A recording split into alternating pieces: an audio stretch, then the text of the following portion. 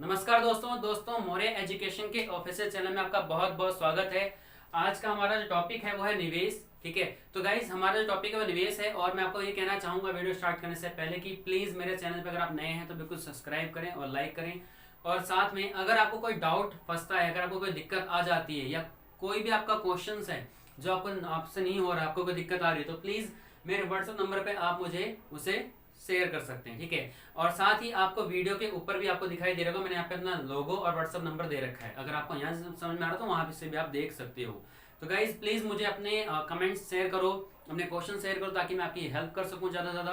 और please video के अंत तक बने रहें ताकि आपको हर चीज बिल्कुल क्लियर समझ में आने लग जाए। ओके, तो स्टार्ट करते हैं। निवेश क्या है?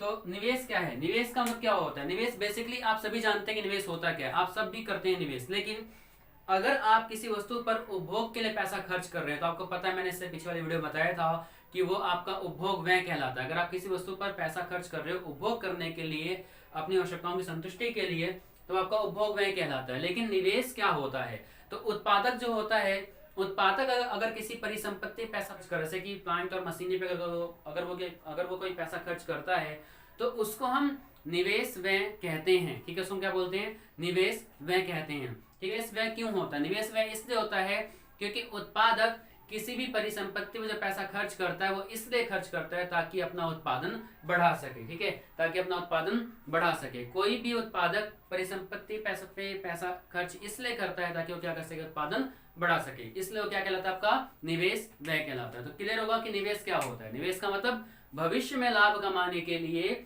स्थिर परिसंपत्तियों पे किया गया व्यय निवेश व्यय कहलाता है। ठीक है, बाकी हम पढ़ते हैं। कहा जा रहा है कि उत्पादन का एक महत्वपूर्ण कारक है पूंजी। यानी कि अगर आपको उत्पादन करना है तो उत्पादन के लिए क्या है? उत्पादन का एक महत्वपूर्ण कारक है पूंजी। पूंजी नहीं होगा तो उत्पादन नहीं हो पाएगा। ठीक है, तो पूंजी होना चाहिए आपके पास, यानी कि मशीनरी होनी चाहिए आपके पास, जगह होनी चाहिए आपके पास, रॉ मटेरियल होना चाहिए आपके पास। अगर ये चीजें नहीं होंगी तो क्या उत्पादन होगा? नहीं होगा। ठीक है, तो उत्पादन का एक महत्वपूर्ण कारक है क्या? पूंजी। उत्पादक सदैव पूंजी के स्टॉक में वृद्धि चाहता है। कोई भी एक उत्पादक होगा वो क्या चाहेगा कि मेरा पूंजी बढ़े, मेरे पास मशीनरी बढ़े, मेरा प्लांट और मशीनरी बढ़े, मेरे पास जगह बढ़े, मेरे पास वर्कर बढ़े, वो यही चाहता है। ठीक है, तो उत्पादक क्या चाहता है? हमेशा अपने पूंजी के स्टॉक में वृद्धि चाहता है। क्यों चाहता है? इसलिए चाहता है जिससे उनकी उत्पादन करने की क्षमता में समय के साथ साथ वृद्धि होती, यानी कि वृद्धि होती रहे या समय के साथ साथ वृद्धि जारी रहे। ठीक है, तो क्या कह रहे हैं यहाँ पे? कह रहे हैं कि उत्पादक किसी भी परिसंपत्ति पर व्यय इसलिए कर रहा होता है, यानी कि अपने स्टॉक में वृद्धि इसलिए चाहता है ताकि समय के साथ साथ उनके उत्पादन में क्या हो जाए? वृद्धि हो जाए। समय के साथ साथ उनके उत्पादन में क्या हो जाए? वृद्धि हो जाए। ठीक है, क्योंकि उत्पादन बढ़ाने के लिए आपको क्या करना पड़ेगा? पूंजीगत वस्तुओं पर व्यय करना पड़ेगा। ठीक है, अब नोट में मैंने आपको बताया बेसिकली, अगर आपको किसी को सिर्फ यही जानना है कि निवेश क्या होता है तो नोट में मैंने आपको बता रखा है निवेश की डेफिनेशन ओनली। तो निवेश होता क्या है? तो एक वर्ष के दौरान पूंजी के स्टॉक में होने वाली वृद्धि को उस वर्ष का निवेश कहा जाता है। ठीक है, एक वर्ष के दौरान पूंजी के स्टॉक में होने वाली वृद्धि को हम क्या बोलेंगे? उस वर्ष का निवेश कहते हैं। एग्जाम्पल में अगर आपको समझना तो समझा सकता हूं। जैसे जनवरी सन 2000 में मेरे पास क्या है? 8 मशीनें हैं। ठीक है, मेरे पास 8 मशीनें हैं और दिसंबर सन 2000 में मेरे पास 10 मशीनें हो गई। तो यहाँ पे क्या हुआ? आपके पास 2 मशीनों की वृद्धि हुई है, यानी कि 2 मशीनों का आपका क्या हो गया? पूंजी स्टॉक बढ़ गया। ठीक है, तो वही बात यहाँ पे कह रहे हैं कि एक वर्ष के दौरान पूंजी के स्टॉक में जो वृद्धि होती है उसी को क्या बोला जाता है? निवेश कहा जाता है। ठीक है, तो इस वर्ष आपने कितने का निवेश करा है? 2 मशीनों पर आपने पैसा खर्च किया, निवेश किया है। ठीक है, अब जो निवेश है इसको हम क्या कहते हैं? आई इक्वल टू डेल्टा के। आई का मतलब यहाँ पे क्या है? डेल्टा का मतलब क्या है यहाँ पे, और के का मतलब क्या है, इसके बारे में जानेंगे। ठीक है, तो आई का मतलब है कि निवेश, यानी कि इन्वेस्टमेंट। आई का मतलब हो गया निवेश। ठीक है, के का मतलब होगा कैपिटल, यानी कि पूंजी। के का मतलब होगा कैपिटल, यानी कि पूंजी, पूंजी का स्टॉक, पूंजी है कितनी। डेल्टा के का मतलब यहाँ पे क्या? डेल्टा के का मतलब है वर्ष के दौरान पूंजी के स्टॉक में परिवर्तन, यानी कि वर्ष के दौरान कैपिटल में कुल कितना परिवर्तन हुआ है, पूंजी में कुल कितना परिवर्तन हुआ है। तो एक साल के दौरान अगर मैं एग्जांपल से समझाऊं तो एक साल के दौरान मेरे पास 2 मशीनों का परिवर्तन हो गया, यानी मेरे पास 2 मशीनरी और आ गई, या मेरे पास कोई भी 2 पूंजी वाला स्टॉक मेरे पास 2 और आ गया। तो ये मेरा क्या कहलाएगा? स्टॉक एक वर्ष के दौरान पूंजी में परिवर्तन। तो गाइस हमारा नेक्स्ट टॉपिक है वो है पूंजी निर्माण। ठीक है, पूंजी निर्माण।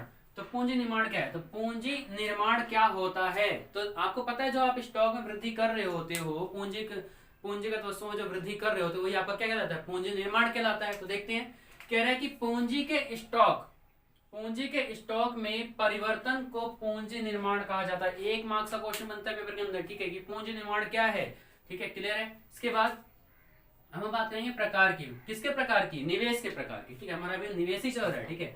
तो निवेश के कुल कितने प्रकार है इसके बारे में हम जानेंगे, ठीक है। अभी हम निवेश की बात कर रहे हैं, तो गाइस निवेश के प्रकार की बात कर रहे हैं, तो निवेश का प्रकार होता क्या है, देखो निवेश के कुल 2 प्रकार हैं, ठीक है, 2 प्रकार हैं, लेकिन हम पहले प्रकार के बारे में पढ़ रहे हैं कि पहला प्रकार क्या है। तो पहला प्रकार है क्या, स्थिर निवेश। दूसरा प्रकार भी मैं आपको बताता हूँ क्या होता है, स्थिर निवेश, और दूसरा है माल सूची निवेश, ठीक है। 2 प्रकार के निवेश है हमारे पास, स्थिर निवेश और माल सूची निवेश। अब स्थिर निवेश क्या होता है ये मैं आपको ब्रीफ में बता देता हूँ। स्थिर निवेश का मतलब होता है स्थिर परिसंपत्तियों पर किया गया व्यय। स्थिर परिसंपत्तियों पर किया गया व्यय क्या कहलाएगा, स्थिर निवेश कहलाएगा। उत्पादकों द्वारा स्थिर परिसंपत्तियों अथवा पूंजीगत वस्तुओं की खरीद पर किया गया व्यय स्थिर निवेश कहलाता है। क्लियर है, पर किया गया व्यय क्या कहलाता है, स्थिर निवेश कहलाता है। स्थिर निवेश को स्थिर पूंजी निर्माण भी कहते हैं, ठीक है, स्थिर निवेश को हम स्थिर पूंजी निर्माण भी कहते हैं। क्लियर है। इसके बारे में बात करते हैं इसके महत्व, यानी कि इसका महत्व क्या है। अगर आप स्थिर निवेश कर रहे हो तो उसका क्या फायदा है, क्या महत्व है इसका, क्यों कर रहे हैं ऐसा, ठीक है। तो स्थिर निवेश हम इसलिए करते हैं क्योंकि पहला जो हमारा इसका फायदा वो क्या है, स्थिर परिसंपत्तियों में वृद्धि उत्पादकों की उत्पादन क्षमता में वृद्धि कर देता है। अगर आपके पास कुशल तकनीक है, अच्छी मशीनें हैं, तो आपका उत्पादन करने की क्षमता क्या हो जाएगी, बढ़ जाएगी, आपकी इफिशिएंसी बढ़ जाएगी। आप पहले 10 वस्तुओं का उत्पादन कर रहे थे, अब आप 12 का करोगे, 50 का भी कर सकते हो, 30 का भी कर सकते हो, 15 का भी कर सकते हो, डिपेंड करता है कि आपके पास तकनीक कैसी है, ठीक है। तो अगर उत्पादकों की स्थिर परिसंपत्ति में वृद्धि हो रही है तो उनके उत्पादन करने की क्षमता भी क्या हो जाएगी, बढ़ जाएगी। ये पहला प्रॉफिट है। दूसरा प्रॉफिट क्या है हमारे पास, दूसरे प्रॉफिट में कह रहे हैं कि स्थिर निवेश के कारण अर्थव्यवस्था में उत्पादन का उच्च स्तर प्राप्त होता है। कह रहे कि स्थिर निवेश के कारण अर्थव्यवस्था में अधिक से अधिक उत्पादन हो पाता है। अगर स्थिर निवेश आपके पास ज्यादा होगा तो उत्पादन क्या कर दोगे, आप ज्यादा कर दोगे, क्योंकि हमारे पास मशीनरी ज्यादा है, उपकरण ज्यादा है, लोग ज्यादा हैं, तो ज्यादा उत्पादन होगा। क्लियर है, ठीक है। तो स्थिर निवेश क्या करता है, आपके उत्पादन की क्षमता को बढ़ाता है और आपके उत्पादन का स्तर को उच्च कर देता है। क्लियर है। तीसरा पॉइंट हमारा यहाँ, तीसरा, उत्पादन के उच्च स्तर के कारण आर्थिक समृद्धि की दर अधिक हो जाती है। आर्थिक समृद्धि का मतलब यहाँ पे क्या है, लोगों की जो आय है ना, जो प्रति व्यक्ति आय वो बढ़ जाती है। जब उत्पादन अधिक होगा तो रोजगार ज्यादा मिलेगा, जब रोजगार ज्यादा मिलेगा तो जो लोगों की गरीबी धीरे धीरे दूर होगी, यानी कि उनकी प्रति व्यक्ति आय क्या हो जाएगी, बढ़ जाएगी। आपकी जो आर्थिक समृद्धि वो बढ़ जाती है और जीडीपी भी बढ़ जाता है। तो ये कुछ प्रॉफिट थे स्थिर निवेश करने के, ठीक है, यानी कि महत्व थे, क्यों हम करते हैं स्थिर निवेश। अब हम पढ़ेंगे कि माल सूची निवेश का क्या महत्व होता है और माल सूची निवेश होता क्या। तो ये माल सूची निवेश क्या होता है, ठीक है। तो माल सूची निवेश, इससे पहले हमने पढ़ा था कि स्थिर निवेश क्या होता है। तो माल सूची निवेश जो बेसिकली अगर मैं आपको बताऊं तो माल सूची निवेश का मतलब होता है कि एक उत्पादक के पास जितना भी तैयार माल, अर्ध तैयार माल, ठीक है, या कच्चा माल पड़ा होता है, उसकी देखरेख के लिए, उसके संरक्षण के लिए जब आप कोई गोडाउन खरीदते हो या उस पर जो पैसा खर्च कर रहे होते हो, उसी को बोलते हैं माल सूची निवेश, ठीक है, शॉर्ट लैंग्वेज में। अब यहाँ पढ़ते हैं तो यहाँ कहा जा रहा है कि उत्पादक के पास निम्न स्टॉक होता है। उत्पादक के पास इस प्रकार के स्टॉक होते हैं, कौन कौन से, पहला तैयार वस्तुएं, दूसरा अर्ध तैयार वस्तुएं, तीसरा कच्चा माल शामिल होता है, ठीक है, यानी कि तैयार वस्तुएं होती हैं, अर्ध तैयार वस्तुएं होती हैं और कच्चा माल भी शामिल होता है।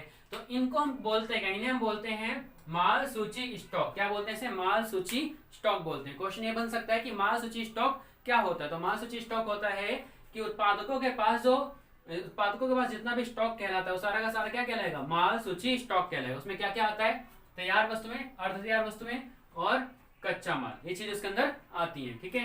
इसके बाद जो नोट मैंने लिखा है यहाँ पे, नोट में मैंने आपको बताया गया कि माल सूची निवेश का भी चीजें इंपॉर्टेंट होती हैं, उनको मैं नोट करके लिख देता हूँ ताकि आप आसानी से उसे समझ सकें, ठीक है।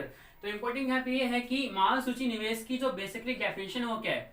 तो डेफिनेशन यहाँ पे ये है कि माल सूची निवेश वर्ष के दौरान माल सूची स्टॉक में होने वाले परिवर्तन को उत्पादन का माल सूची निवेश कहा जाता है। समझ आगे बात कि माल सूची निवेश क्या होता है, एक वर्ष के दौरान स्टॉक में जो परिवर्तन हो रहा है ना, उसी को हम क्या बोलते हैं, माल सूची निवेश कहते हैं। कैसे कहते हैं, क्योंकि स्टॉक में जो परिवर्तन होगा उस परिवर्तन के लिए आपने उसके देखरेख के लिए कुछ ना कुछ पैसा खर्च किया होगा ना, तो माल सूची निवेश वो कहलाएगा। क्लियर है, ठीक है। इसके बाद महत्व हमारा पहला टॉपिक है यहाँ पे नोट में कि माल सूची निवेश में मुख्य रूप से शामिल क्या होता है। तो माल सूची निवेश में मुख्य रूप से कच्चे माल पर व्यय, ठीक है, तैयार वस्तुओं के स्टॉक पर किया गया व्यय, ये सारा का सारा इसमें क्या होता है, शामिल होता है। ठीक है, अब इसका जो पहला प्रॉफिट है वो क्या है, पहला लाभ क्या है, तो पहला लाभ हमारे पास ये है, प्रॉफिट ये है, उत्पादन की प्रक्रिया में आगतों की निरंतर पूर्ति सुनिश्चित करता है। यानी कि उत्पादन जब हम कर रहे होते हैं तो हमारे पास कुल कितना आगत है, आगत का मतलब यहाँ पे होगा कच्चा माल, रॉ मटेरियल हमारे पास कितना है।